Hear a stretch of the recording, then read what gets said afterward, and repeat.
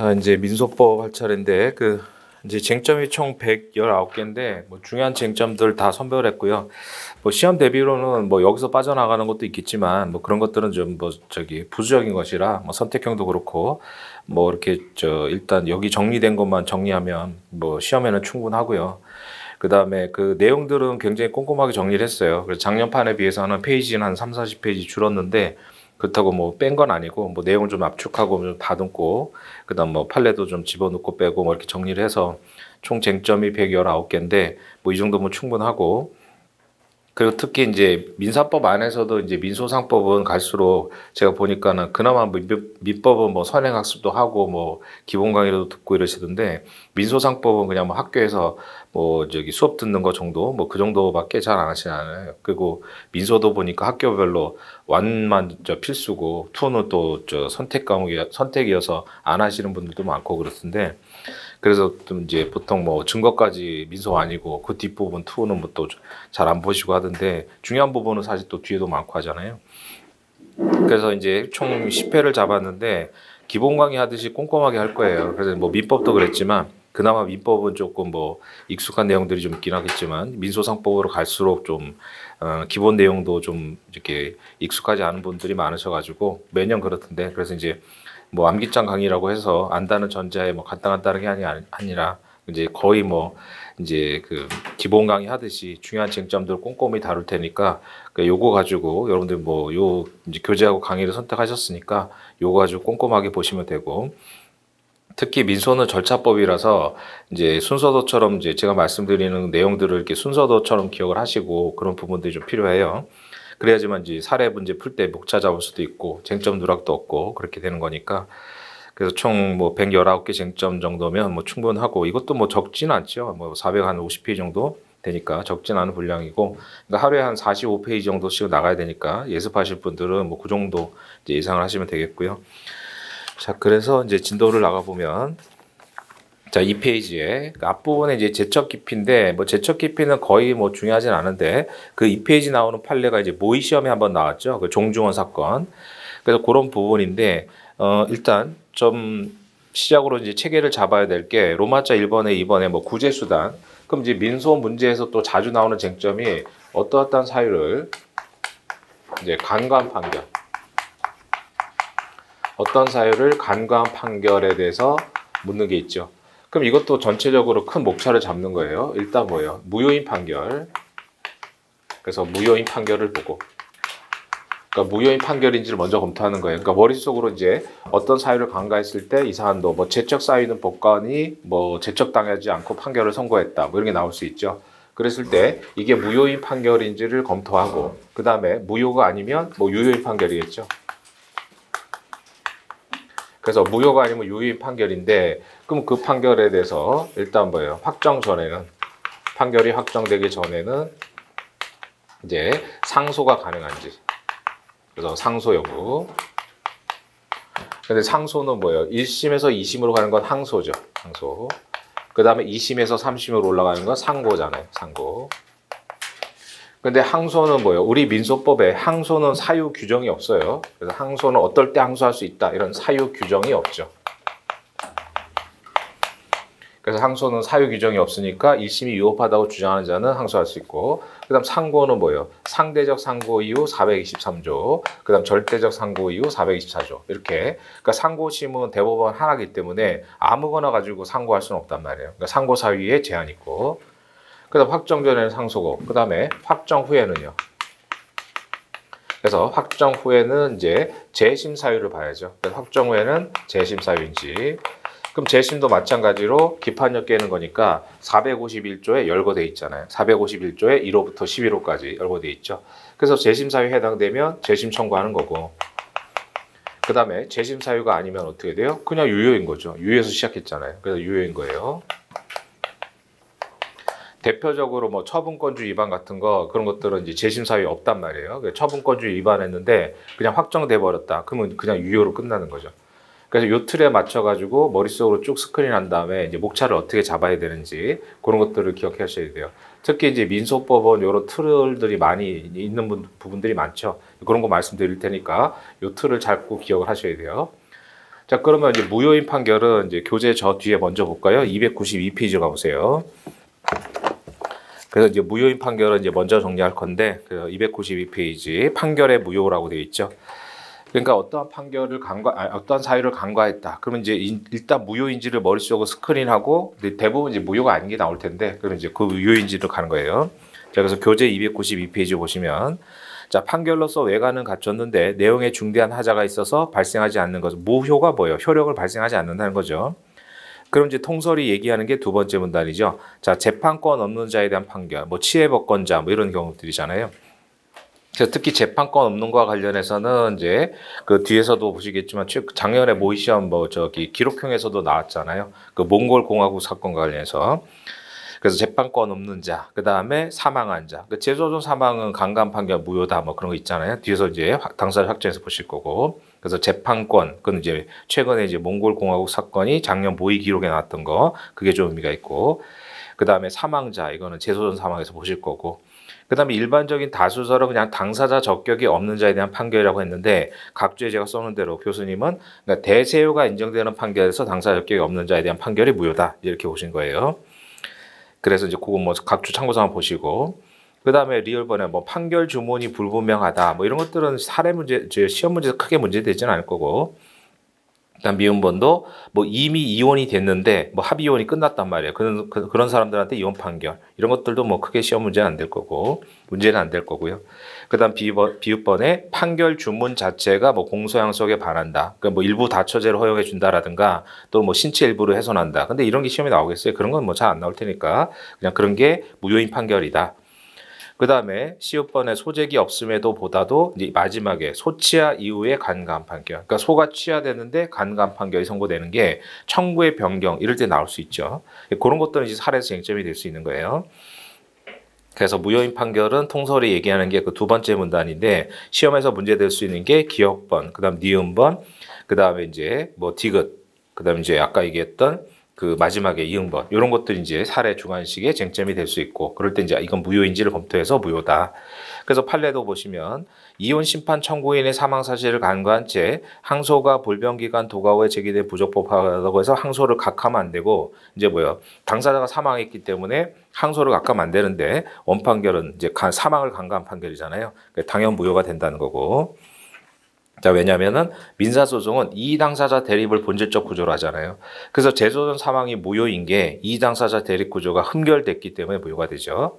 그래서 소송 중 사망은 무효가 아니잖아요. 그런 이유가 이 대립 당사자 대립을 본질적 요소로 한다. 그런 것들을 보시면 되겠고.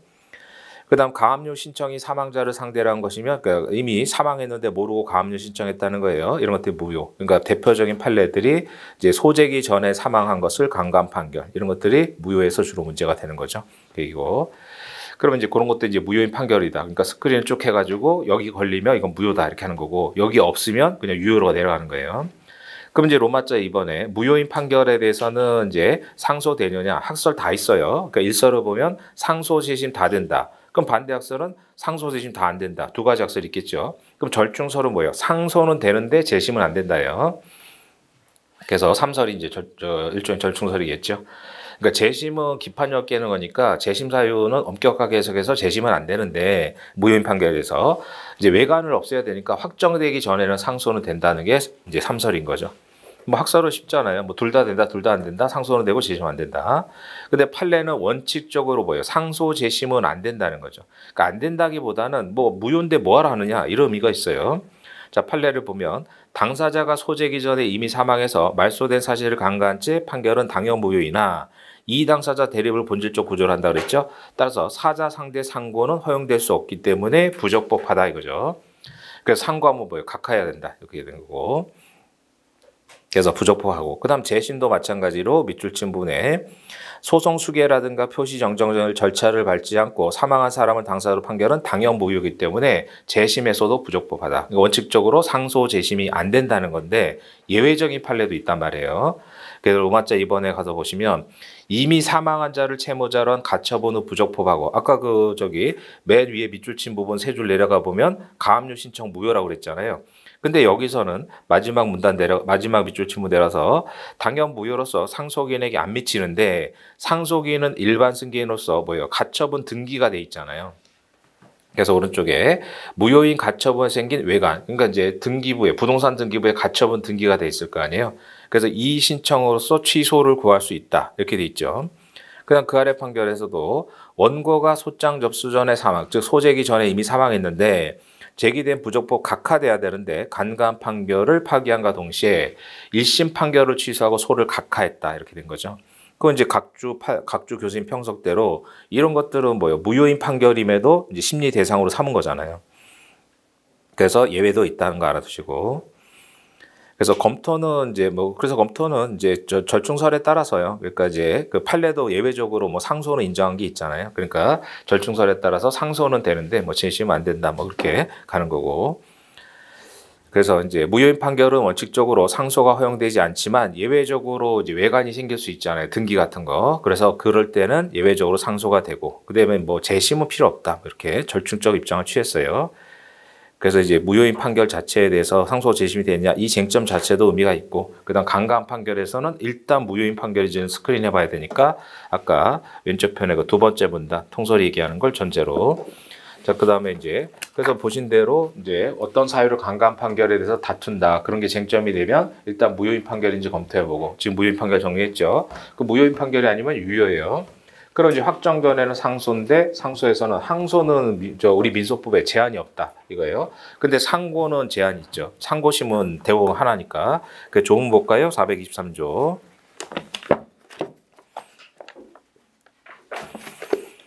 자, 그래서 상고 이후에 423, 424조. 그러니까 조문도 일부러 영어 단어 외우듯이는 안 외우더라도 자꾸 입에 붙여가지고요.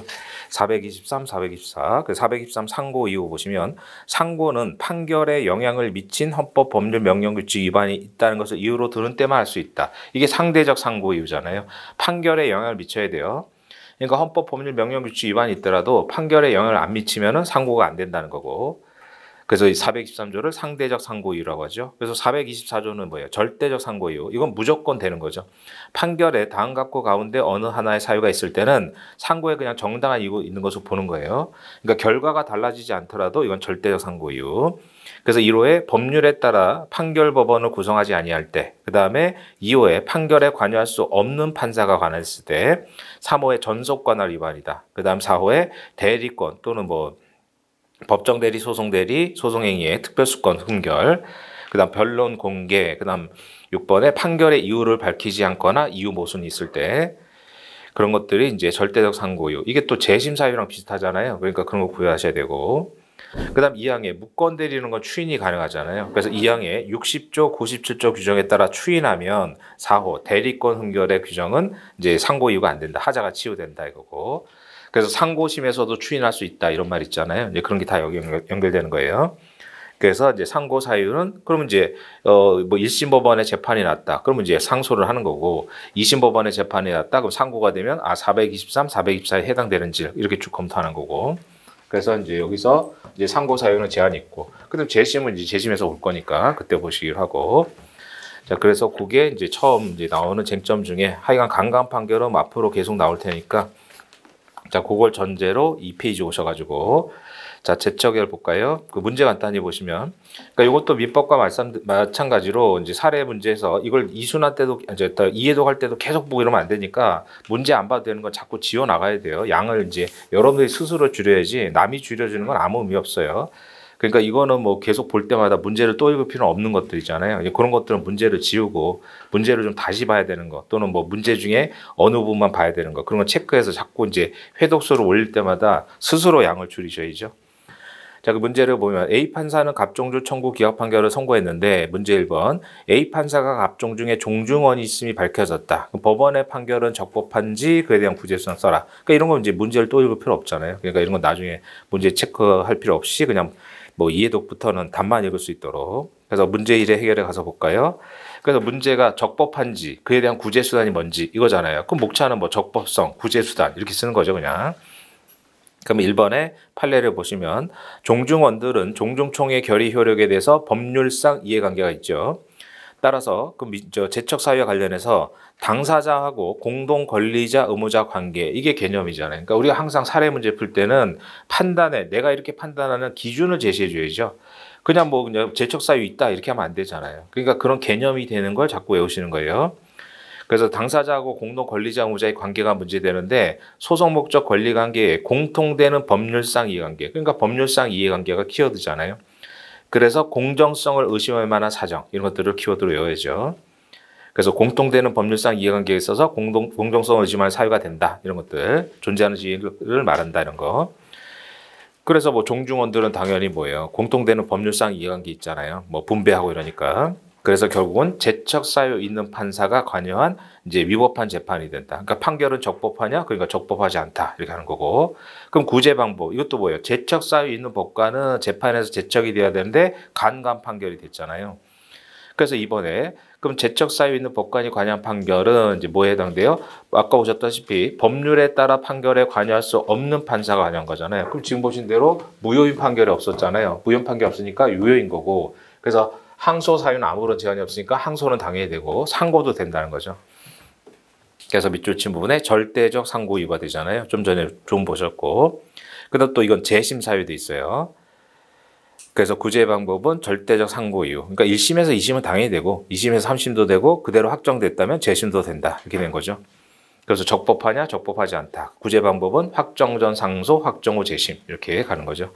전형적인 제척 사유 있는 판사의 제척 사유가 있기 때문에 제척돼야 되는데 간과하고 판결이 선고됐다. 그럼 이게 제척 사유 있는지 그 다음에 구제 방법은 뭔지 이런 얘기죠.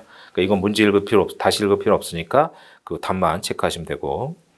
그다음 문제 2번에 갑종중은 판결이 확정되자 재심 제기했다. 재심 맞잖아요. 근데 A 판사는 재심에서 변론과 증거 조사에 관여했다. 그럼 재심에서 A 판사 관여는 적법하냐? 이제 지금 A 판사가 종중원임에도 불구하고 판결이 선고돼서 확정이 됐는데 재심 청구했더니 또 재심에 또 관여를 했단 말이에요.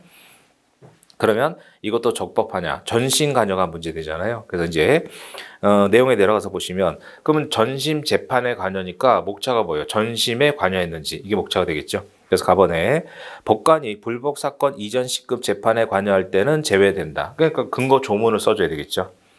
뭐 취지야 뭐 예단 방지, 그래서 실질적으로 삼심제 보장, 뭐 신급제도 보장 이런 것들이잖아요. 그럼 이것도 마찬가지예요. 전심 관여의 개념을 써줘야 돼요. 그러니까 우리가 항상 제가 답안지를 보면 답은 대부분 맞춰요. 답은 대부분 맞추는데 근거를 안 쓴단 말이죠. 근거를 외워야죠. 그러니까 여기서 전심 관여 그런 것들을 뭐 형광펜 같은 거 나름대로 색깔 정해가지고 그런 것들 외운 다음에 마지막에 시험 보기 직전에도 이제 그런 거 외운 거 이제 암기해 쓰는 거죠. 최종 변론과 판결 합의에 관여하거나 이제 중간적 재판에 관여. 그러니까 최종 변론과 판결 합의에 관여. 뭐 이런 것들 이제 앞에 것만 외워도 되죠. 그럼 제척 사유는 이제 뭐 재판과 상관없이 무조건 당연히 재판에서 제척되는 거고. 그럼 이제 전심 관여에서 나번에 재심 사건에서 재심 대상인 언재판은 전심이 아니잖아요. 전심은 3심에서는 1심, 2심, 2심에서는 1심 이걸 말하지 재심에서의 대상은 전심이 아니다 하는 거고. 그래서 이것도 마찬가지예요. 항상 이제 우리가 판례대로 갈 텐데 논거를 써야 되잖아요. 판례가 왜 타당한지. 그냥 판례 따르면 이렇다 이렇게 쓸 수는 없으니까요. 그래서 그 밑줄 밑에 보면 불복 사건의 하급심 재판을 의미하므로 판례가 타당하다. 이런 식으로 항상 논거를 그래서 항상 논설문 쓴다고 그랬잖아요. 설명문식 답안이 아니라. 그래서 그런 논증을 자꾸 하시는 연습을 하시고. 그래서 여기는 전심이 아니기 때문에 뭐예요? 제척 사유 아닌 거죠. 그러니까 적법하냐. 그랬으니까 여긴 적법하다. 이렇게 하는 거고. 그러니까 제척은 뭐 요 정도면은 뭐 사례 출제 가능성이 높진 않지만 그 정도 보시면 되겠고. 그 다음에 2번은 이제 기피 신청권의 남용인데 이게 이제 신의 측의 문제하고도 연결되는 거예요. 자, 그래서 일단 문제를 보시면 갑은 을 보험회사에 화재보험 가입한 다음에 고의로 보험금을 요구했다. 그러니까 보험 범죄가 된 거죠. 을 보험회사는 갑을 사기죄로 고소했고 법관은 형사재판에서 벌금형 선고했죠. 갑은 을 회사를 상대로 보험금 청구 소송에 민사소송을 제기한 거예요. 그 사이에 법관이 민사재판부로 옮기게 되고 민사재판 역시 법관이 속한 재판부 배당이 됐다. 그러니까 당연히 갑은 형사 판결을 벌금 받은 사람한테 지금 재판받게 생겼으니까 이제 형사 재판에 관여했다는 이유로 기피 신청을 했다. 이게 기피 사유냐 이거죠. 근데 이 목적이 뭐예요? 기피 신청한 이유는 재판부 교체될 때까지 소송 지연 기피 신청이다. 그러니까 뭐예요? 기피 신청권의 남용이잖아요. 그럼 법원은 어떤 조치를 취할 수 있느냐라는 것인데, 그럼 여기는 이제 명문의 규정이 있는 거하고 속건의 남용이고, 그래서 이제 신의 측이 이제 그 선택적 적용이냐, 중점적 적용이냐, 뭐 그게 보충적 적용이냐, 이게 이제 쟁점이 되는 거예요. 그럼 여기서 문제에서 마지막 두 줄에 뭐 소송을 지연시키기 위해서 기피 신청한 것이다라고 했지만, 기피 신청이 기피 신청권 남용, 즉 권리 남용, 속권의 남용인지를 먼저 검토를 해줘야죠. 그 다음에 이제 명문 규정에 있는 거, 그 다음에 신의칙, 이렇게 세 가지 목차예요. 자, 로마자 1번에 보면 뭐 당연히 개념을 써야 되겠죠. 그러니까 쟁점이 되는 그 문제의 쟁점에 개념을 쓰고 시작하는 거예요. 중복 소송이 문제가 되면 중복 소송 금지 원칙이라 해서 이제 쭉 쓰는 거고, 하여간 그 문제에서 쟁점이 되는 기본 개념을 먼저 써줘야죠. 자, 그래서 내용 보면 법률상 제척 사유에 공정을 기하기 어려운 사정이 있을 때 당사자 신청으로 법관을 직무집행에서 배제시키는 게 기피제도죠. 그럼 이번에 기피권 남용은, 그러니까 기피 신청은 불공정한 재판할 사정이 있어야죠. 반대로 공정 재판을 기대하기 어려운 객관적 사정인데, 그래서 그 밑에 판례가 뭐 가장 그나마 최근 판례죠. 그것도 뭐 유명한 판례잖아요. 그 삼성 그 사건이었잖아요. 그러니까 이 판례가 거의 유일하게 기피 신청권을 받아준 판례란 말이죠. 그래서 판례를 보시면 평균적 일반인 관점에서 법관이 불공정한 재판할 수 있다는 객관적 사정이 있고, 그래서 뭐예요? 주관적 우려나 추측을 넘어야 되겠죠. 근데 그 뒷문장을 이제 객관식 지문으로 보셔야 돼요. 평균적 일반인으로서의 의심 가질 만한 객관적 사정이 있다면, 자, 여기를 잡아야 돼요. 실제로 법관에게 편파성이 존재하지 않거나 헌법과 법률이 정한 바에 따라 재판할 수 있는 경우에도 된다는 거예요. 그러니까 이제 일반인들이 그걸 이제 믿을 수가 없잖아요. 그 결과적으로 뭐 판사 입장에서야 뭐 자기가 제대로 판단했다고 하지만 일반인들은 그 납득하기 어렵잖아요. 그러니까 이것도 삼성 사건에서 보면 그 삼성 회장하고 막 판사하고 뭐 문자도 주고받고 막 이랬잖아요. 그러니까 그 마지막 문장을 객관식으로 하면 뭐 실제로 법관에게 존재하지 아니하거나 공정한 재판할 수가 있는 경우라면 기피가 인정될 수 없다. 뭐 이렇게 틀리게 나올 수 있잖아요. 그런 건 객관식으로 좀 신경 쓰시고, 따라서 소송 지연 수단이면 기피 신청권 남용이다는 거고. 그 다음에 그러면 이제 사안의 경우 가셔가지고 그럼 이게 기피 신청권 남용이냐? 그래서 단순히 형사 재판에 관여했다는 것만 가지고 불공정한 재판할 우려는 없다고 보는 거죠. 자, 그 3번에 기피 사유는 좀 전에 검토한 대로 객관적 사정이어야 되는데 이건 주관적 사정, 그냥 의심할 만한 주관적 사정이잖아요.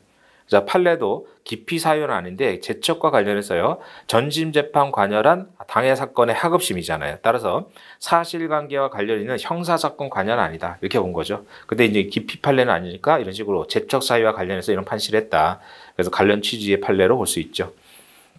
그래서 기피권 남용이다라고 검토를 먼저 해주고, 그 다음에 이제 구제 방법과 관련해서는 명문의 규정이 있는 게 있단 말이에요. 자, 그래서 조문 45조를 볼까요? 민속부 45조.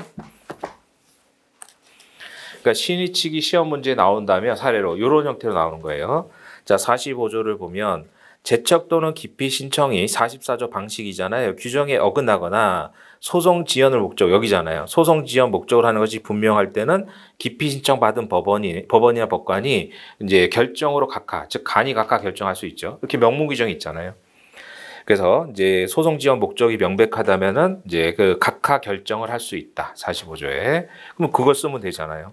자, 교재로 오셔가지고 3페이지 맨 밑에 신청한 날로부터 3일 이내에 소명 방법을 제출하지 않아서 방식에 어긋나거나, 그 다음에 특히 이게 또 객관식에서도 묻잖아요. 소명 입증의 정도와 관련해서 이건 뭐 객관식 때문에 외워야 되는데 입증의 정도와 관련해서는 어떻게 돼요? 이제 증명과 소명이 있잖아요.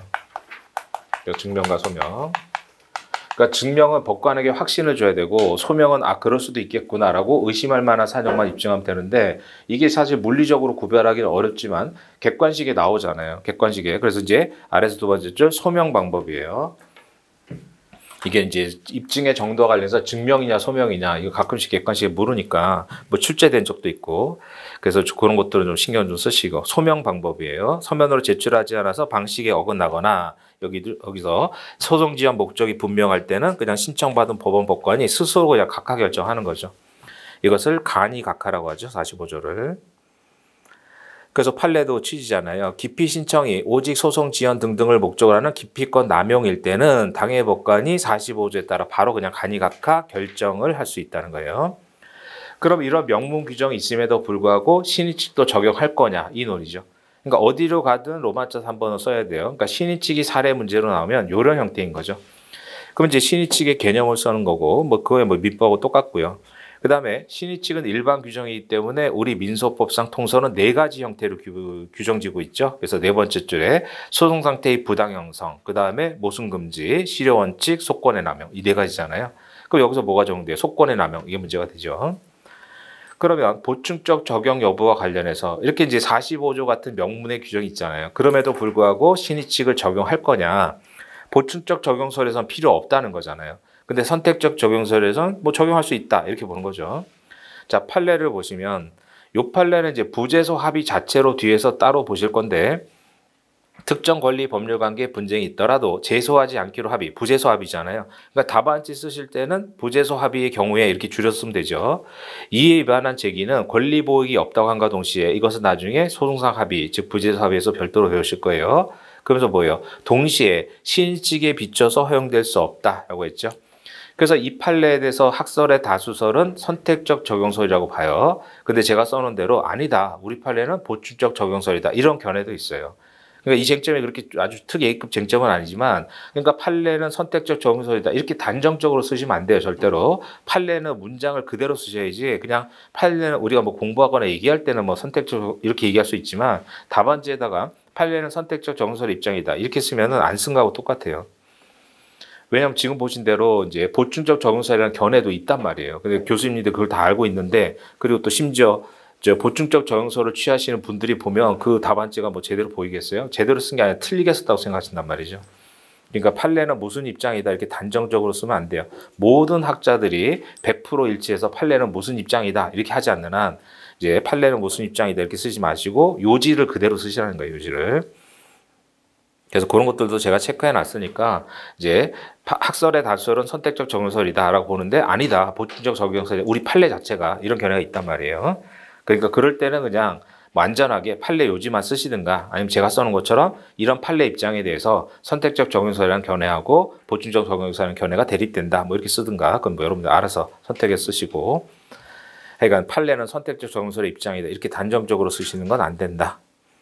그럼 어디로 가도 상관없어요. 이거는 뭐 선택적으로 가든 뭐 이제 보충적으로 가든 우리는 뭐 쓰기만 하면 되는 거니까.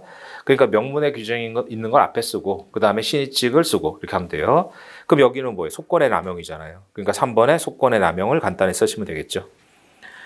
그 다음에 4번에 가셔서 자 신의 측에 위반되는 행위에 대해서 법원은 어떤 판단해야 되느냐. 일단 신의 측은 강행 규정이니까 직권조사 사항이에요. 4번에 보면 소재기가 신의 측 위반했다. 그 다음 소송행위가 신의 측 위반했다. 모두 뭐예요? 직권조사 사항이죠. 그러니까 직조 사항도 뭐 뒤에 정리해놨으니까 그때 보실 거고 신의 측은 강행 규정, 직권조사 사항.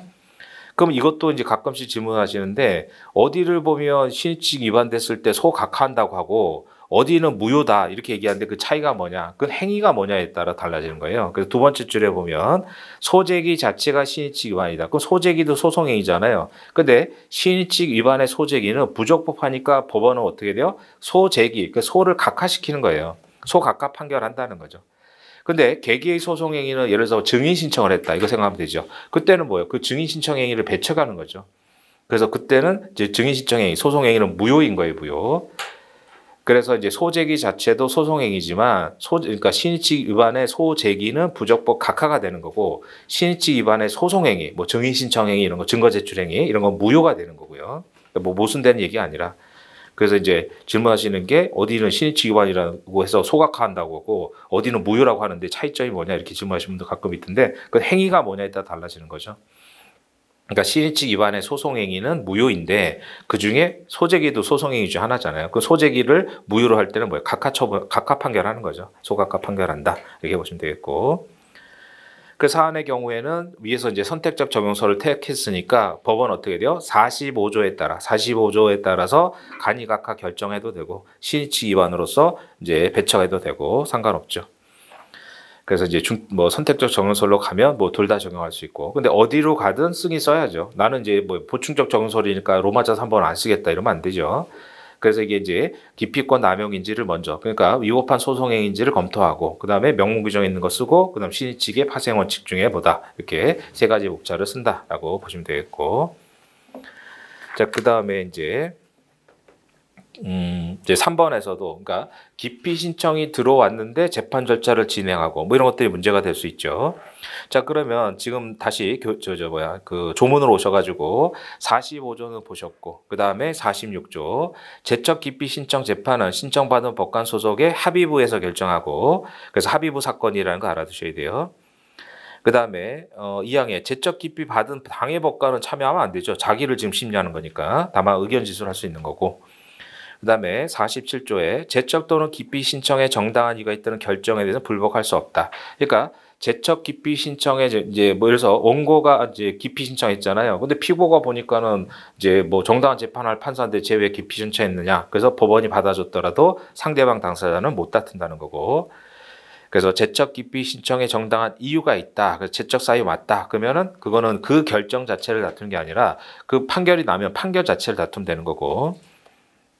그 다음 2항에 45조 1항의 각하 결정이나 이유 없다는 결정에 대해서는 다툴 수 있다는 거예요. 그래서 제척 기피 신청했는데 받아들여지면 상대방 당사자는 못 다투는 거고, 배척이 되면 신청권자는 즉시 항고할 수 있다 이거고. 그럼 3항에 각하 결정에 대한 즉시 항고는 뭐예요? 집행정지 효력을 하지 않는다. 집행 절차가 진행된다는 거죠. 그냥 재판 절차가 진행된다는 거잖아요.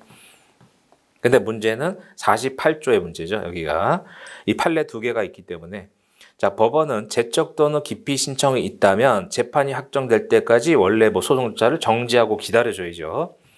그러지만 그 판사가 제대로 할 수 있는지 없는지를 판단하고 진행해야 해서 기다려줘야 돼요. 다만 예외가 이제 제척 기피 신청이 각하, 45조의 간이 각하를 말하죠. 또는 종국 판결 선고, 이제 판결 다 선고하려고 다 해놨는데 기피 신청 들어왔다. 그럼 선고하면 된다는 거예요. 그 다음에 긴급을 요하는 행위, 뭐 증인 신문해야 되는데 증인이 뭐 아파가지고 이제 돌아가실 수도 있고, 아니면 뭐 다음 달에 이민 간다. 그럼 빨리 해야 될 거 아니에요. 그럴 때. 그래서 원칙은 기피 신청, 제척 기피 신청이 들어오면은 재판을 하면서 원래 소송 절차는 정지하는 거고, 다만 예외적으로 단서일 때는 진행해도 상관없다 이거죠. 근데 예외 사유가 아닌데 진행을 해버리면 어떻게 되느냐? 하자 치유되느냐? 이게 문제가 된 거예요.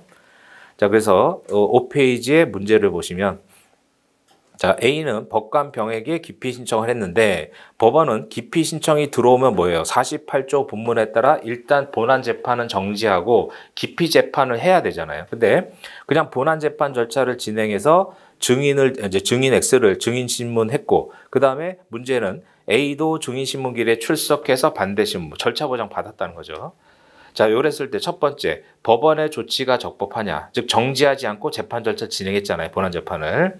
그 다음 두 번째, 기피 신청이 기각돼서 확정이 되면 하자가 치유되느냐, 여기에 이제 판례가 있어요. 그 다음 세 번째, 기피 신청 재판 나오기 전에 본안 재판이 먼저 진행돼 버린 거죠. 그래서 판결이 선고됐다면 A는 어떻게 다투느냐, 이 세 가지가 쟁점이에요. 자, 그럼 로마자 2번에 가셔서, 그럼 일단 기피, 제척 기피가 들어오면은 본안 소송 절차를 정지해야 되느냐? 원칙이 뭐예요? 48조 본문에 따라 정지하라고 돼 있잖아요. 그래서 이제 48조를 쓰는 거죠. 자, 1번에 기피 신청이 있을 때 법원은 기피 재판 확정될 때까지 본안 절차를 정지하고, 다만 간이 각하, 종국 판결 선고, 긴급 요할 때는 예외적으로 48조 단서였죠. 그래서 종국 판결 선고라는 건 변론 다 끝나고 이제 판사님 판결문 쓰고 있는데 기피 신청 들어왔다. 근데 그때는 판결 선고하면 된다는 거고, 그게 48조 단서 세 가지 경우죠. 근데 설문에서는 단서 사유가 없잖아요. 그럼 원칙대로 본문에 따라 정지해야 되는데 진행을 해버렸다 이거죠. 그래서 진행했으니까 이제 그 위법하다. 근데 문제는 이제 기피 신청이 기각이 됐다. 그럼 로마자 3번에 가서 지금 보신 대로, 그러니까 이것도 이제 제척이나 기피 신청이 들어왔잖아요. 그래서 기피 신청이 들어오면 원칙적으로 뭐예요? 원칙적으로 원래 이제 본 소송을 정지해야죠. 정지. 근데 예외적으로 뭐예요? 예외적으로 본 소송을 진행할 수 있는데, 그 진행할 수 있는 게 세 가지 사유였죠. 세 가지. 그러니까 이런 건 객관식 때문에 좀 외워야죠. 예외적으로 본소송 진행할 수 있는 게 단서 세 가지였잖아요. 그 세 가지를 기억하시고 그럼 예외적 사유가 아니면 정지를 해야 되는데 즉 요게 이제 예외적으로 진행할 수 있는 사유죠. 간이각과 판결 선고 그다음 긴급을 요하는 거 이럴 땐 진행할 수 있는데 그 원칙적으로 이제 예외 사유가 없어서 본소송을 정지해야 됨에도 불구하고 즉 진행할 수 있는 예외 사유가 아닌데 진행을 해버렸단 말이죠. 그래서 본소송을 진행을 해버렸어요. 근데 그 이후에 이제 기피 신청이 배척이 됐다. 또는 기피 신청이 인용이 됐다. 자, 그러면 이때는 견해대립이 없죠. 기피 신청이 인용이 됐다는 건 뭐예요? 지금 이 판사가 불공정한 재판할 우려가 있다는 거죠. 그러면 당연히 뭐예요? 진행한 재판은 위법한 거죠. 위법. 그러니까 기피 신청이 인용이 됐다는 건 기피 사유 있다는 거잖아요. 이 판사가. 그럼 위법한 재판에서 이제 공정성을 해야 할 우려가 있는데 재판 절차를 진행했다. 그럼 위법하단 말이에요. 위법. 그러면 이 구제 방법이 뭐예요? 아까 얘기한 대로 위법, 강간 판결이잖아요. 기피 사유 있는 법관이 재판했으니까 이건 뭐예요? 강간 판결이죠. 그럼 강간 판결 목차 그대로 가는 거예요. 그래서 이제 무효인 판결이 없잖아요. 무효인 판결이 없으니까 상소 재심으로 가느냐 그 얘기죠. 그래서 상소와 관련해서 뭐예요? 지금 재판에 관여할 수 없는 판사가 재판에 관여했잖아요. 그 아까 1번에서 보셨다시피 절대적 상고 이후 재심 사유 된단 말이에요. 그러니까 이런 절차로 가는 거죠. 그래서 이거는 견해 대비 없고 그래서 기피 신청이 인용되면 이제 예외 사유가 아닌데 정지해야 되는데 예외적으로 진행할 수 있는 사유가 아님에도 진행을 했다. 근데 나중에 기피 사유가 있다고 판단이 됐다. 그럼 당연히 위법한 재판이고 이건 강간 판결이니까 상소 재심으로 간단 말이죠. 확정 전 상소, 확정 후 재심. 사유는 이제 판결에 관여할 수 없는 판사가 관여한 거니까. 그래서 이게 진행을 했는데 기피 신청이 이유가 없다고 해서 배척이 됐을 때, 자, 그래서 뭐예요? 하자가 치유되느냐. 그래서 하자 치유 가능성. 여기에 견해대립 있고 판례가 2개 있단 말이죠. 오래된 판례지만. 그래서 그건 뭐예요? 하자 치유 된다, 안 된다, 절충설 3가지가 있는데 판례 2개 다 있어요. 2개가 있어요. 그게 이제 로마자 3번 목차죠. 자, 속행된 소송의 하자 치유 가능성. 자, 판례는 기피 신청을 당한 법관이 기피 재판 확정되기 전에 한 판결, 본 소송을 진행했단 말이죠. 기피 신청이 배척될 때는 유효하다. 이게 뭐예요? 하자가 치유된다는 거잖아요. 하자 치유된다. 근데 그 이해 판례는 기피 신청 각하 결정이 확정됐다는 사정만 가지고 절차 위반의 흠결이 치유된다고 할 수 없다. 그러니까 지금 이름 보면 모순되는 판례가 2개가 다 있잖아요. 그래서 우리 학설들은 우리 판례는 절충설이다 이렇게 평가를 해요. 그래서 그게 이제 검토 부분이에요. 기피 신청인이 긴급하지 않은 행위에 대해서 소송이 한 이상 신청인의 이익을 침해한 바가 없기 때문에 이제 뭐 등등에 한해서 치유된다는 절충설. 그러니까 절차를 속행했더라도 이익이 침해되지 않을 때만 하자가 치유된다. 그러니까 우리 판례는 결국 절충설 입장 아니냐 이렇게 평가를 받는 거예요. 모순되어 보이는 판례 2개가 있으니까. 그래서 이제 원래는 그러니까 절차를 속행했더라도 이익이 침해되지 않았으면은 절차 보장 받은 거니까 하자는 치유된다. 그게 절충설이거든요. 그러니까 여기서는 뭐예요? A가 증인 신문해 가지고 반대 신문 했잖아요. 자기도. 그래서 하자 치유된다. 이렇게 보는 거죠. 그래서 절충설이 뭐 다수설이기도 하고 넘어가셔 가지고 그럼 사안 포섭을 잘해야죠. 자, 증인 신문이 긴급을 요하는 행위에 해당한다고 볼 수 없고 예컨대 뭐 증인이 아파서 언제 돌아가실지 모른다든가 아니면 증인이 다음 달에 뭐 이민 간다 이런 경우가 아니잖아요. 그러면 그럴 때는 긴급을 요하는 행위가 될 수 있겠지만 이 사안에서 그런 게 아니죠. 그리고 또 절차 보장을 받았잖아요. 기피 신청한 A가 반대 신문까지 했죠. 따라서 절충설에 따르면 하자는 치유된다 이렇게 보는 거고. 그래서 판례 2개가 다 있기 때문에 2 판례 그대로 쓰시고 그래서 학설들의 일반적인 것은 우리 판례는 이제 일종의 절충적 입장 아니겠냐는 평가를 받는데 그래서 절충설로 가시면 되고요. 그 다음에 로마자 4번에 본안 판결이 선고됐다. 그때는 뭐예요? 그때는 이제 본안 판결 자체를 다투면 된다는 거예요. 그래서 일단 명문 규정이 아까 즉시한 거 보셨잖아요. 그러니까 기피 신청에 대한 합의부 재판이 이의 없다고 한 기각 결정, 방식 위배로 한 각하 결정은 즉시한 거 할 수 있죠. 그래서 기피 신청을 인용해 준 재판은 못 다투는데 배척하는 재판은 다툴 수 있잖아요. 근데 밑줄 친 부분에 법원이 기피 신청을 받았음에도 절차를 정지하지 않고 판결 선고기를 지정했더라도 그래서 선고를 해버리잖아요. 그러면 그 판결 자체를 다투라는 거예요. 그래서 종국 판결에서 상소나 뭐 이런 것들도 다투라는 거죠. 그래서 종국 판결에 대한 불복으로 다툴 수 있을 뿐 즉시 항고는 아니다. 이거예요. 그래서 판결을 이제 본안 판결을 선고했을 거 아니에요. 기피당한 법관이 판결을 선고해 버렸죠. 그럼 그 판결 자체를 다투라는 거예요. 그리고 그 아래 판례도 법원이 48조 단서에 따라서 종급 판결을 선고해 버렸다면 그 이제 원고가 주장한 아니 당사자가 주장하는 불공정할 재판할 우려가 있던 판사가 판결을 해버렸잖아요. 그럼 이제 목적 달성을 못한 거니까 그때는 그 판결 자체를 다투라는 거죠. 그래서 법관을 배척하고자 하는 목적을 사라졌죠. 재판해버렸으니까. 따라서 기피 신청에 재판할 이익이 없어졌잖아요. 그러니까 그때는 뭐 기피 신청을 다툴 게 아니라 본안 재판, 1심 판결 자체를 다퉈라 이거죠. 그래서 결론이 마지막 줄 본안 판결에 항소를 제기하면 된다. 그렇게 되는 거예요. 그래서 이제 그 세 가지 쟁점을 기억하시고 그래서 48조 단서에 해당되지 않으면 정지를 해야 되는데 진행을 해버렸다. 그렇게 되면은 정지해야 되는지는 48조 본문 단서냐 이걸 따지고 그게 로마자 2번. 그 다음에 절차가 진행됐을 때 아까 얘기한 대로 기피 신청이 인용되면 이건 견해 대립이 있을 수 없고 그냥 당연히 위법하다. 그럼 이제 강간 판결로 와서 상소 진행하고 배척이 됐을 때 하자 치유되느냐 판례 2개 쓰시고 결론은 절충설에 따라 가는 거고. 근데 이제 강가하고 판결이 선고돼 버렸다. 그때는 판결 자체를 다투라는 거죠. 판결 자체를 기피 신청을 다툴 게 아니라. 그래서 뭐 제척하고 기피는 요 정도 푸시면 뭐 이제 객관식에서 거의 안 나잖아요. 근데 사례로 나오면 이걸 벗어나지 않으니까 그 세 문제 정도 잘 정리를 하시고. 그다음에 이제 관할로 가면 관할에서는 일단 사물 관할이 문제가 되죠. 1심이 이제 1심 단독이냐 합의냐 이거. 사물 관할은 일단 뭐 객관식에서도 많이 나오고요. 그러니까 객관식 문제를 제대로 풀 수 있으면 뭐 주관식도 풀 수 있는 거죠. 사물 관할도 뭐 모의 시험에도 뭐 가끔씩 나왔고, 그다음 더 중요한 건 사실 뭐 토지 관할이죠. 토지 관할.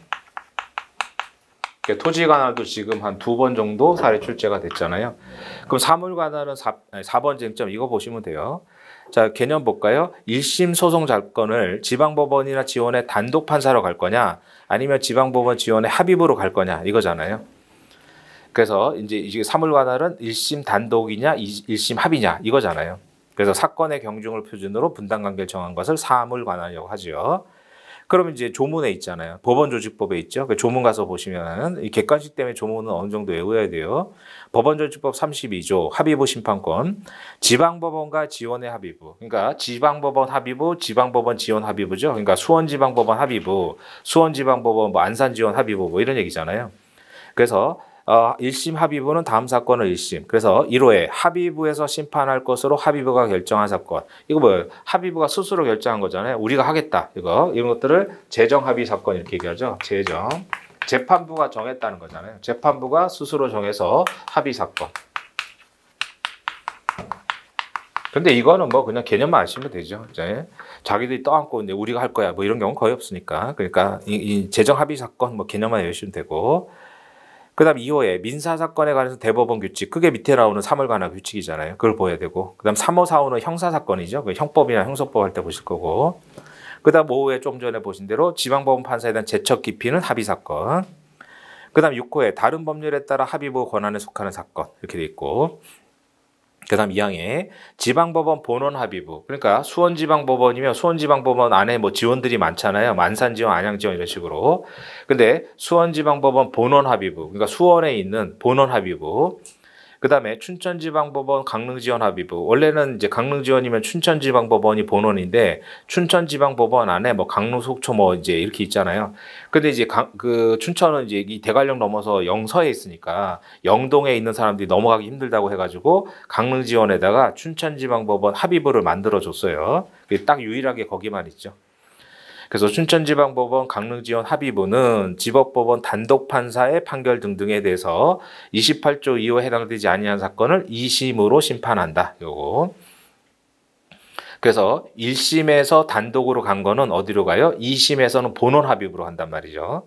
그럼 원래 춘천지방법원 강릉지원 1심 단독은 춘천지방법원 본원으로 가야 되죠. 이 선택형 할 때도 정리했죠. 그래서 그거는 이제 객관식으로. 그러니까 예를 들어서 1심에서 수원지방법원, 수원지법, 이제 안산지원 이제 단독 사건이었어요.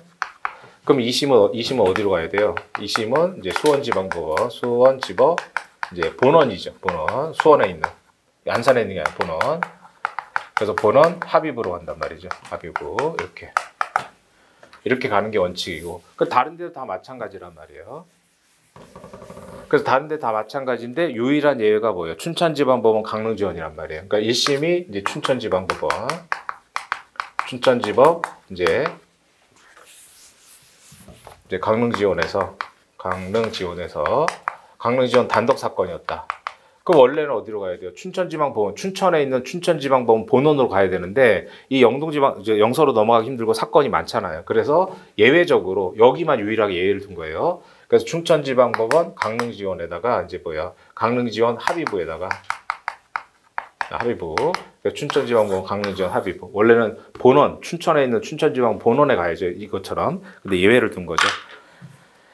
그래서 그런 것들이 이제 선택형 대비로. 그래서 이제 2항에 지방법원 본원 합의부, 그 다음에 예외적으로 춘천지방법원은 원래, 강릉지원 1심은 이제 그 영동지방에서 한 거는 춘천으로 가야 되는데 뭐니까 강릉지원 합의부에 만들어준 거예요. 그래서 지법 단독 판사, 1심 단독 판사의 판결 등등의 2심을 담당한다는 거고. 그 다음에 아까 그 32조 1항 2호에 대법원 규칙이 바로 밑에 나오는 사물관할 규칙이죠. 보통 줄여서 그냥 사물관할 규칙 이렇게 얘기하죠. 자, 그래서 사물관할 규칙 2조를 보시면 지방법원 및 지방법원 지원의 합의부, 그러니까 수원지방법원 합의부 또는 수원지방법원 안산지원 합의부 이렇게 돼 있잖아요. 그러면 1심이 합의 사건은 뭐예요? 1심 합의 사건은 이제 5억 초과죠. 5억 초과. 그러니까 5억까지는 단독인 거고 원칙적으로. 그래서 지방법원 합의부, 그다음 지방법원 지원 합의부요. 그 합의부는 소가 소송 목적의 값이 5억 원 초과예요. 초과하는 뭐 사건하고, 그다음에 민사소송 등 인지법 2조 사항이 바로 밑에 나오죠. 바로 밑에 사항 보세요. 민사소송 등 인지법 2조 사항에 재산권에 관한 소로서 소송 목적의 값을 계산할 수 없는 거 하고, 그다음에 그러니까 비재산권 목적의 소송 이럴 때 대법원 규칙을 가는데 이게 뭐예요? 이제 합의 사건이라는 거죠. 1심에서. 그래서 이제 그런 두 가지가 이제 5억 초과하고 그다음에 인지법 2조 사항의 사건, 요게 1심 합의다라는 거예요. 다시 올라가셔서 사물관할 규칙 2조를 보시면 지방법원하고 지원의 합의부는 5억 초과 민사사건하고 지금 읽었던 인지법 2조 사항 규정의 민사사건을 1심으로 한다 이거예요. 합의부와 5억 초과가 1심이죠. 다만 다음 각호에 예외가 있잖아요. 그러니까 이건 금액과 상관없이 단독이에요. 그래서 1호에 보면 뭐예요? 수표금, 어음금. 그러니까 수표가 100억이어도 쟁점이 간단하잖아요. 그래서 이런 것들은 그냥 뭐 100억이어도 단독 사건. 그다음 2호에 은행 이런 데는 뭐예요? 다 그 증거가 확실하잖아요. 그래서 은행에서 뭐 대출 받고 왔대 서류가 굉장히 많잖아요. 그러니까 이건 뭐 다툼의 여지가 별로 없죠. 그러니까 쟁점이 명확한 거예요, 이거는. 그래서 은행에서 뭐 돈 빌려준 게 10억이어도 이건 1심 단독이다 이거죠. 그래서 은행, 농협, 수협 뭐 다 은행 업무 하잖아요. 이런 것들.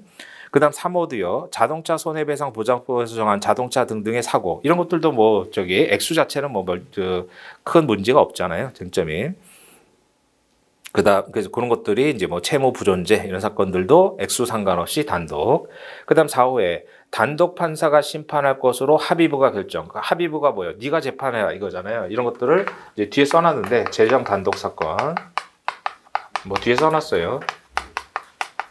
그러니까 재판부가 야 네가 해라 이거죠. 근데 뭐 실무상 거의 없으니까 그런 것들이 이제 단독이다. 액수와 상관없이. 그래서 1호, 2호, 3호, 4호는 액수와 상관없이 단독 사건이고. 그다음에 맨 밑에 그 40조는 이거는 가사 사건이잖아요. 가정법원 및 가정법원 지원의 합의부는 이거 뭐 가사 사건이니까 그 정도 보시고 넘어가셔서. 자, 그래서 우리가 지금 합의부 사건을 봤어요.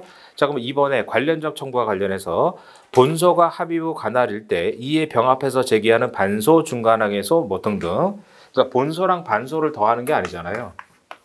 자, 갑이 본소로서 3억을 청구했어요. 그때 을이 또 나도 받을 거 있다. 3억을 반소로 청구했단 말이죠. 자, 그러면 본소 반소 더해서 5억 넘어가니까 합의부예요? 아니란 말이죠. 이건 더하는 게 아니죠. 이거 더하는 게 아니고, 그래서 여기서 말하는 건 뭐예요? 갑이 단독으로 3억을 단독 사건으로 청구했는데 을이 예를 들어서 뭐예요? 6억을 청구했다. 그럼 이게 합의 사건이잖아요, 이거를. 그러니까 본소 반소를 더하는 게 아니라 그 중에 하나가 합의 사건이면 다 합의 사건이다. 그래서 갑이 본소로서 단독 사건에 청구를 했는데 을이 합의부 사건에 반소를 제기했다. 그러면 본소 반소 합쳐서 합의부로 이송을 해줘야죠. 그래서 뭐 본소가 합의부다. 그다음에 이제 그럼 반소는 단독이어도 합의부고 그렇게 되는 거죠. 그 다음에 세 번째 줄에 소송 도중에 청구 취지 감축 등으로 만약에 처음에 7억을 청구했어요. 그러다가 청구 취지 감축으로 뭐 3억으로 낮췄다. 그래가지고 단독으로 보내느냐? 그렇지는 않아요. 세 번째 줄에 소송 목적의 값이 5억 원 이하로 떨어졌다고 해서 단독으로 갈 거냐? 그건 아닌 거죠. 합의부는 단독 사건 할 수 있지. 그러니까 단독은 합의 사건 못하지만 합의부야 단독하는 건 상관없잖아요. 그래서 뭐 더 큰 데서 재판받는 거니까 불리하지도 않죠. 그래서 청구 취지 감축으로 5억 이하로 떨어졌다고 단독으로 보내느냐? 그렇진 않고 반대는 보내야죠. 반대는. 그건 뒤에 나올 거고요. 그건 오른쪽에 나올 거고. 자, 그 다음 3번에 가셔가지고 합의부 사건의 2심은 어디로 가느냐? 어디로 가요? 고등법원으로 가겠죠. 그래서 28조 고등법원은 다음 사건을 심판한다. 그러니까 1심이 합의면 2심이 어디로 가요? 고등법원으로 가는 거예요. 1심이 단독이면 본원 합의부로 가고 이렇게 되죠. 그래서 1호에 지방법원 합의부, 가정법원 합의부 등등의 1심 합의는 2심이 고등이다 이거죠. 그 다음에 이제 밑에 그 사물관할 규칙 4조를 보시면 고등법원은 다음 각과 어느 하나에 해당될 사건에 관한 지방법원 단독 판사의 등등을 심판한다 이렇게 된 거고. 그래서 이게 이제 예외적으로 이제 이게 그 1심이 지금 5억까지잖아요. 그러니까 5억의 범위가 너무 넓으니까 1호를 보시면 그러니까 이제 1심이 5억까지죠. 그런데 이게 범위가 넓어서 2억까지 해가지고 2억 초과 5억은 뭐예요? 고등으로 가요. 고등. 2심이. 자, 그러니까 1심이 1억 이제 0원에서 5억까지잖아요. 5억까지 1심인데 그 중에 쪼개져가지고 2심 갈 때는 그래서 0에서 2억까지는 뭐예요? 0에서 2억 원까지는 이제 본원 합의부로 가죠. 그래서 본원 합의부로 가요. 이거잖아요. 본원 합의부. 근데 금액 범위가 너무 넓어서 2억 초과 5억까지는 1심 단독이지만 2심은 고등으로 간단 말이죠. 고등법원으로. 그게 지금 보시는 사물관할 규칙 4조죠. 그래서 고등법원은 다음 각과 어느 하나에 대한 사건에 대한 지방법원 단독, 1심 단독인데 2심은 고등으로 간다는 거예요. 그래서 1호를 잘 알아두셔야죠. 속가가 소재기 당시 또는 청구 취지 확장 변론 병합 등을 통해 가지고 2억 원을 초과하는 사건. 그러니까 2억까지는 본원 합의부로 가고 2억 초과 5억까지는 2심이 고등이다 이거예요.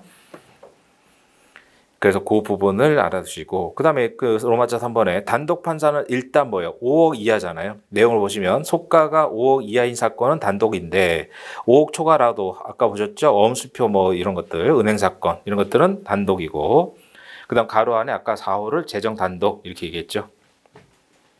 그 다음에 2번을 보시면 청구의 병합일 때는 뭐예요? 청구의 병합은 뒤에서 보시면 뭐 단순 병합 이거잖아요. 자, 그래서 청구의 병합하고 변론의 병합을 헷갈리면 안 되죠. 청구의 병합은 뭐예요? 갑이 을한테 예를 들어서 대여금.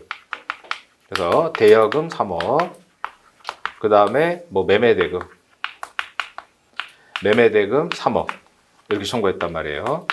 그러면 이건 전혀 관계가 없잖아요. 이런 것들 단순병합이라고 하죠. 그럼 갑이 지금 을한테 얼마 받으려는 거예요? 6억 받으려는 거잖아요. 대여금 3억, 매매대금 3억. 이건 뭐예요? 더한다고요. 이거는. 그래서 이건 합의 사건이에요. 근데 이걸 만약에 따로따로 제기했다. 그래서 갑이 이거는 이제 뭐예요? 청구의 병합이잖아요. 이거는. 그래서 청구의 병합은 더한단 말이에요. 이거는 액수를. 그래서 청구의 병합은 이제 이게 단순 병합인데 물론 선택적 예비적 병합은 더하지 않아요. 그건 좀 이따 볼 거고 단순 병합일 때는 갑이 6억을 받는 거니까 원하는 거니까 이건 더해서 이건 합의 사건이란 말이에요. 근데 이거랑 비교할 게 갑이 을을 상대로 이제 대여금 3억을 청구하고 대여금 3억 그 다음에 별소로서 따로 제기한 거예요. 별소로서 이걸 한꺼번에 소장 하나에 쓴 거죠. 별도 소송으로서 이제 뭐예요? 이제 매매대금 3억. 그래서 매매대금 3억을 청구했다. 이렇게. 근데 의뢰 입장에서는 지금 갑하고 소송하는데 번거롭잖아요. 여기는 뭐 민사 10부에 걸리고 20부에 걸리니까 재판은 뭐 2번씩 나가야 되니까 귀찮잖아요. 그래서 을이 이제 이때는 뭐예요? 이제 법원에다가 변론, 뭐 갑이 할 수도 있고 변론에 병합을 신청한 거죠. 병합 신청.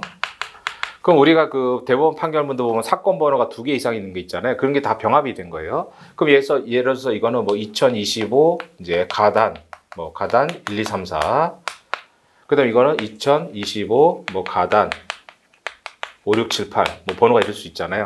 그 병합 신청하면 이게 사건이 하나 붙는 거죠. 그래서 가단 1, 2, 3, 4, 5, 6, 7, 8 번호가 이렇게 되잖아요.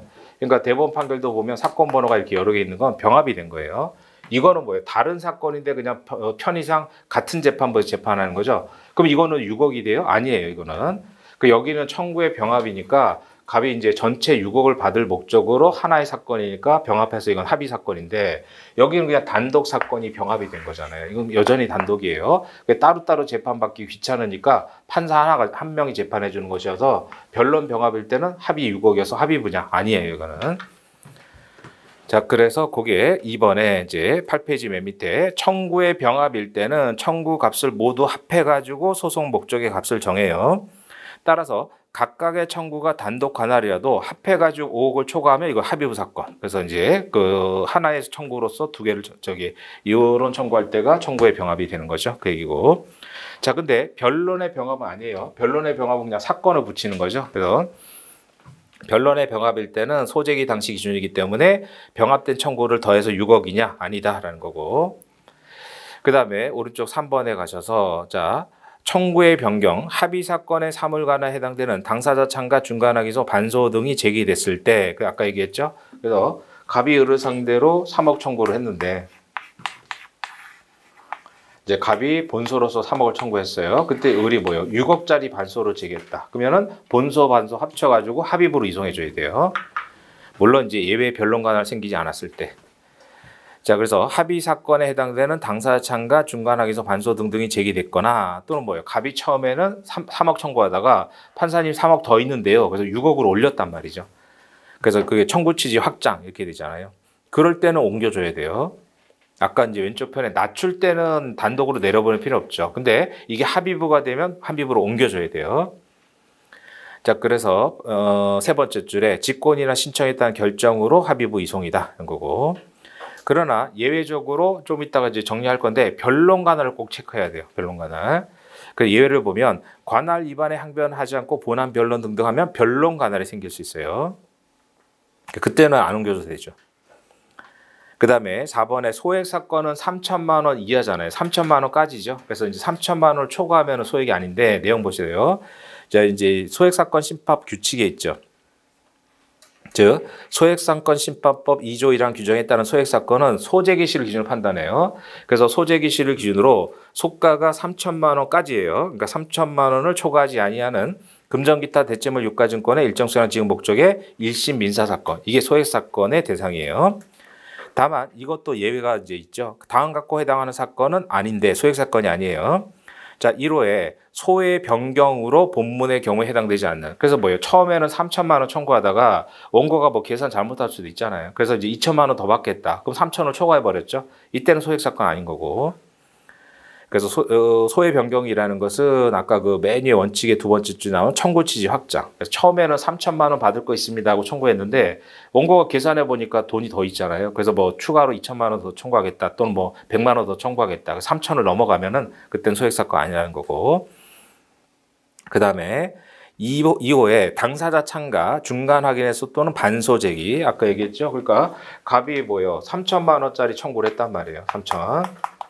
근데 을이 나도 받을 거 있다. 그래서 5천 청구를 했단 말이죠. 그럼 이게 이제 소액 사건이 아니잖아요. 그러니까 이럴 때는 3천, 5천 더하는 건 아니죠. 더하는 건 아닌데 그래서 을도 3천만이 청구, 3천짜리 반소를 제기하면 이거는 계속 이제 소액 사건인데 3천이 아니라 을이 5천을 청구했다. 그럼 이건 소액 사건이 아니잖아요. 본소, 반소 다 합쳐서 소액 사건이 아니게 된다 이거예요.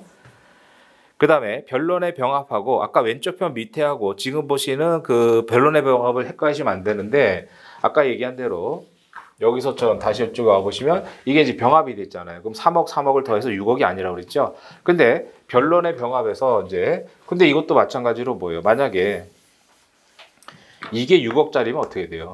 그럼 이때는 더하는 건 아니지만 이거 자체가 합의 사건이잖아요. 그러니까 지금 갑이 3억 청구하고 6억 청구를 따로따로 했는데 그럼 이건 단독이고 이건 합의가 되겠죠. 근데 이거를 병합 신청을 했단 말이에요. 그러면 합해서 9억이 되는 건 아니지만 이게 합의 사건이니까 얘도 합의부로 보내야 될 거 아니에요. 그 얘기고. 그러니까 소액도 마찬가지예요. 소액의 경우에도 갑이 3천만 원짜리 청구를 하고 그 다음에 별도로 3천을 또 별소로 청구했어요. 별소로. 그래서 요거는 뭐 매매대금이고 이거는 뭐 대여금이고 이럴 수 있잖아요. 그래서 별도로 제기했는데 번거롭잖아요. 재판 2번 나가야 되니까. 그래서 이걸 병합 신청을 했다.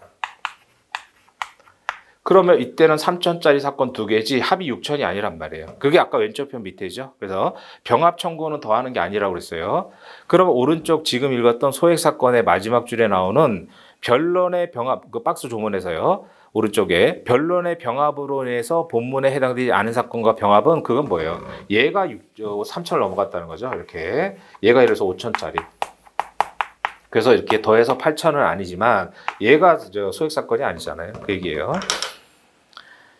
그래서 이제 그 병합 사건은 이제 청구의 병합은 더하는 거지만 병합 사건은 더하는 게 아니에요. 근데 더하는 병합 사건 자체가 합의부거나 자체가 소액 사건을 넘어가거나 그럴 때는 합의부나 소액 사건을 넘어가는 그 사건이 되는 거죠.